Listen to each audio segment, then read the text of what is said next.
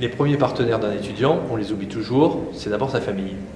Il n'est pas certain que les familles françaises soient ouvertes, voient d'un très bon œil que leur fils, leur fille leur annonce que demain ils créent une entreprise, alors que peut-être ils avaient vu d'autres objectifs à une formation dans l'enseignement supérieur.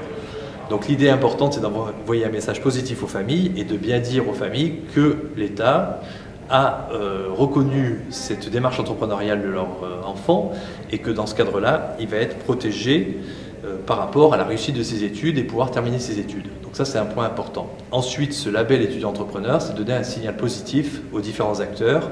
Ça peut être des financements par rapport par les banques, ça peut être aussi des clients, des futurs clients, et que ce label étudiant-entrepreneur permette justement de donner de la visibilité et rassurer les différents partenaires. Ce statut étudiant-entrepreneur permet donc à un étudiant en cours d'études, à travers ce statut, d'être un peu dans la même situation que le sportif de haut niveau, qui est un statut qui existait déjà. Et l'idée, c'est différentes mesures. La première, c'est le fait de ne pas être obligé de faire un stage ou un PFE à l'issue d'une formation. Il peut substituer à ce stage le droit de développer son programme, son projet entrepreneurial. Le deuxième point, c'est lui permettre, selon sa formation initiale, de s'inscrire dans un diplôme étudiant-entrepreneur pour avoir 2 tuteurs dans le cadre de ce projet. Ces 2 tuteurs, ça va être un tuteur académique qui justement va le coacher ou du moins le guider pendant ses études pour éviter, si jamais il avait des difficultés, eh bien d'être en relation avec l'équipe pédagogique de sa formation initiale.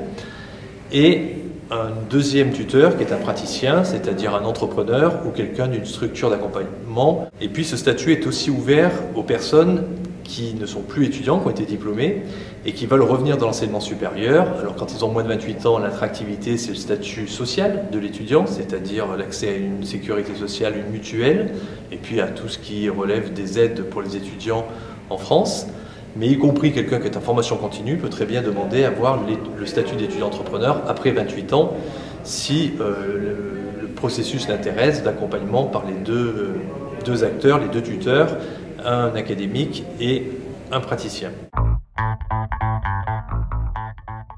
Il y a un premier enjeu pour moi, c'est que 2,5 millions d'étudiants dans les 3 ans puissent avoir accès à des modules en entrepreneuriat.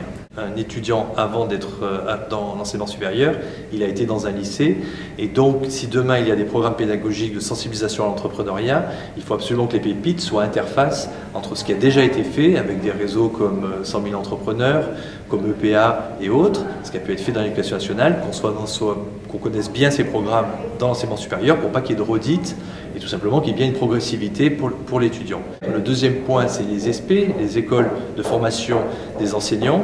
Et il y a un rôle que les pépites ont à jouer sur la création de modules dans ces formations de master pour les enseignants pour qu'ils connaissent ce que c'est que l'entrepreneuriat. On veut aussi beaucoup travailler sur les compétences entrepreneuriales, que ce soit un élément fort d'insertion professionnelle, tant pour la création d'entreprise que pour s'insérer sur le marché du travail.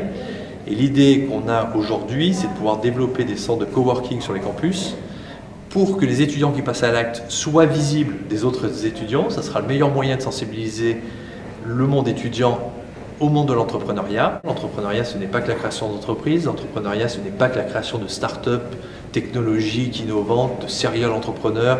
C'est une forme d'entrepreneuriat, mais il y a aussi d'autres formes d'entrepreneuriat, notamment dans l'économie sociale et solidaire, et y compris et surtout peut-être dans les grandes entreprises. C'est-à-dire qu'y compris dans la fonction publique, il faut qu'il y ait des gens qui soient porteurs de projets, qui aient une démarche intrapreneur dans ces organisations.